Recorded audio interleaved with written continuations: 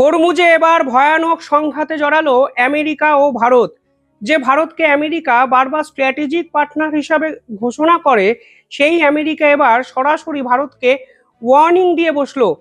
এবং ভারত যেভাবে শেষ দুদিনে তাদের রাষ্ট্রদূতকে তলব করেছে, তারও কিন্তু বিরুদ্ধাচরণ করা হয়েছে আমেরিকার পক্ষ থেকে। এবং পুরো ঘটনাটি ইরান বনাম আমেরিকা থেকে আমেরিকা বনাম ভারত এক অদ্ভুত সমাপতনের দিকে এগিয়ে গেল, যা আজকের এই ভিডিওতে আমি আলোচনা করব। অত্যন্ত গুরুত্বপূর্ণ টপিক। ভিডিওটি শেষ অবধি দেখবেন এবং বুঝবেন কিভাবে ভারতের প্রভাব এবং প্রতিপত্তিকে আমেরিকা কার্যত সহ্য করতে পারছে না। ওমান উপকূলে 3টে ভারতীয় নাবিক ভর্তি জাহাজের উপর আক্রমণ করে আমেরিকার নৌবাহিনী। শেষ 3 দিনে 3 ধরনের হামলা, যাতে সব থেকে বেশি ক্ষতিগ্রস্ত হয় ভারতীয় নাবিকরা। ওমান উপকূলের কাছে প্রথমে হামলা করা হয়েছিল ম্যারিভেক্স নামক জাহাজের উপর, যেই ম্যারিভেক্স নামক জাহাজে 24 জন ভারতীয় ছিলেন। পরবর্তীকালে হামলা করা হয় স্যাটেবোলা নামক একটি জাহাজে, যেখানে 3 জন ভারতীয় নাবিকের মৃত্যু হয়। এবং সর্বশেষ হামলাটি করা হয়েছিল জালভির নামক একটি জাহাজে, যেখানে ভারতীয়রা থাকলেও তাদেরকে কোনো রকমের উদ্ধার কার্যের মাধ্যমে উদ্ধার করা সম্ভব হয়েছিল ওমান উপকূলে। ভারত কিন্তু চমকে যায়। ভারত বলে যে তুমি ইরানের সঙ্গে যুদ্ধ করছো, কেন তুমি বারবার ভারতীয় নাবিকদের টার্গেট করছো হরমুজে?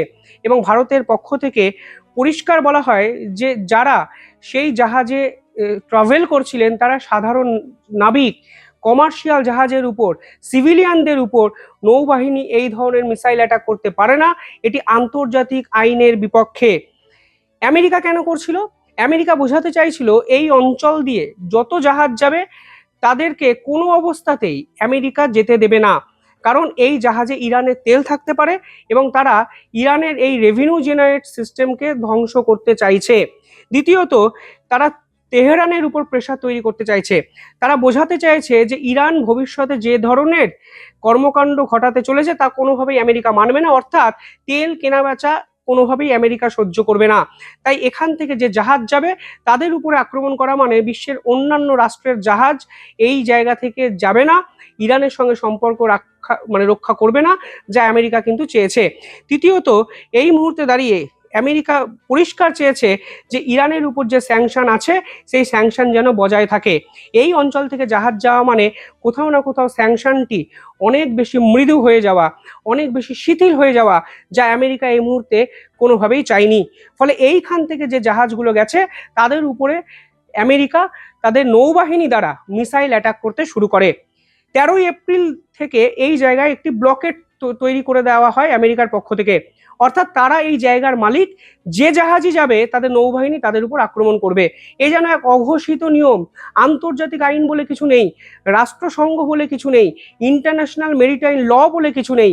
এই জায়গা থেকে জাহাজ যাওয়া মানেই আমেরিকার অধিকার আছে সেই জাহাজের উপর মিসাইল বর্ষণ করা, সে ইরানে যাক কিংবা ভারতে যাক কিংবা অন্যান্য জায়গায় যাক, আমেরিকা চোখ কান নাক বুঝে তার উপরে মিসাইল বর্ষণ করবে। এক্ষেত্রেও তারা করেছে, যার ফলে সব থেকে বেশি ক্ষতিগ্রস্ত হয়েছে 3টে জাহাজে থাকা ভারতীয় নাবিকরা। ভারত এই পুরো ঘটনার কন্ডেম করে। ভারত পরিষ্কার বলে যে এর জবাব আমেরিকাকে দিতে হবে, এর অ্যাকাউন্টেবিলিটি নিতে হবে। এবং শেষ দুদিনে 2বার আমেরিকান রাষ্ট্রদূতকে তলব করা হয় বিদেশ মন্ত্রকের পক্ষ থেকে। এবং পরিষ্কারভাবে রাষ্ট্রদূতকে বলে দেওয়া হয়, যদি ভারতকে তোমরা স্ট্র্যাটেজিক পার্টনার হিসেবে চাও, তাহলে ভারতের নাবিকদের উপর, ভারতীয় নাগরিকদের উপর এই ধরনের মিসাইল অ্যাটাক করতে পারো না। কারণ যে জাহাজগুলোর উপর তুমি মিসাইল অ্যাটাক করছো সেগুলো কোনো মিলিটারি শিপ নয়, সেগুলো পাতি কমার্শিয়াল শিপ। সেগুলোর ভিতরে যারা আছে তারা কিন্তু সাধারণ নাগরিক। তাদেরকে দয়া করে মিলিটারি স্টেজে নামিয়ে এসে তাদেরকে হত্যা করার চক্রান্ত করো না, যা ভারতীয়রা পরিষ্কারভাবে ডিপ্লোম্যাটদের ডেকে বলে দেয়। ডক্টর জয়শঙ্কর পরিষ্কার বলেন এই ধরনের জিনিস কোনোভাবেই জাস্টিফাইড করা যায় না। এবং ডক্টর জয়শঙ্করের সঙ্গে আমেরিকার ministry of state Marco Rubio তার কিন্তু ফোনে কথোপকথন হয়। এবং এই কথোপকথনের পর আমেরিকাকে Bharat officially strong protest launch করে।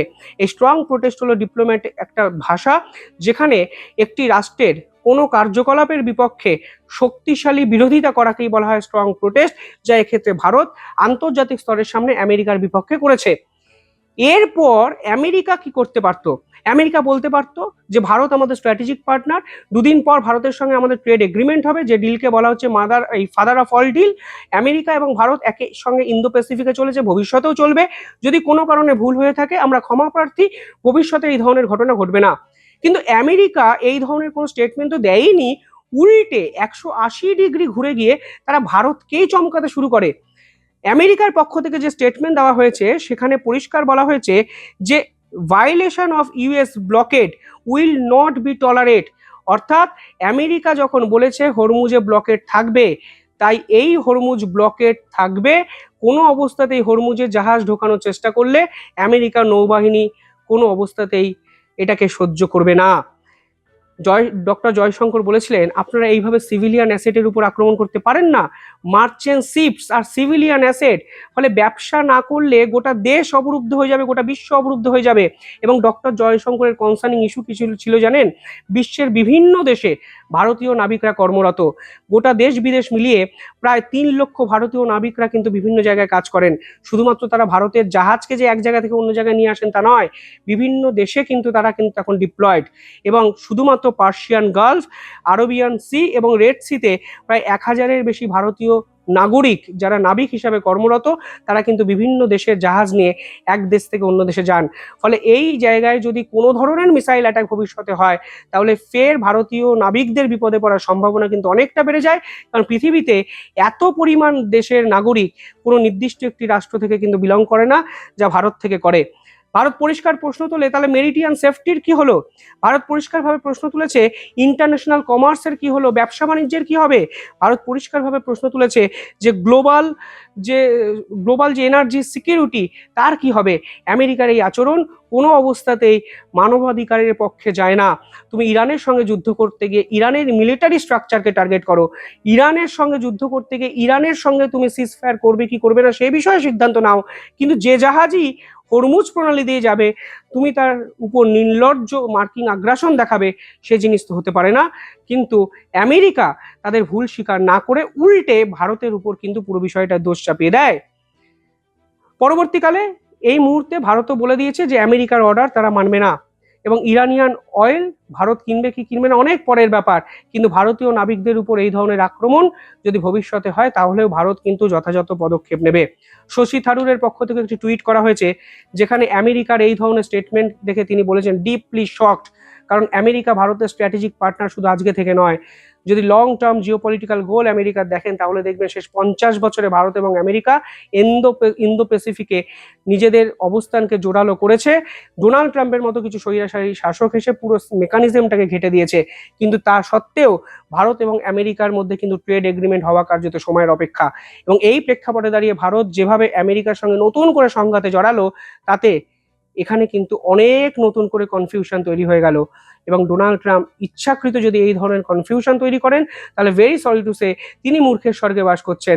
ভারতের সঙ্গে ট্রেড ওয়ারে গিয়ে তিনি জিততে পারেননি, সুপ্রিম কোর্টে অবধি তার ট্রেড ভুল প্রমাণিত হয়েছে, সেই ভারতের সঙ্গে তার চুক্তি করতে হচ্ছে। এখন হরমুজ নিয়েও যদি ভারতের সঙ্গে তিনি সংঘাতে জড়ান, তখন আন্তর্জাতিক স্তরের সামনে তিনি কিন্তু হার স্বীকার করতে বাধ্য হবেন। একদিন না হলেও একদিনে হবেন, তা কিন্তু পরিষ্কার হয়ে যাচ্ছে ভারতের জোরালো প্রতিবাদে।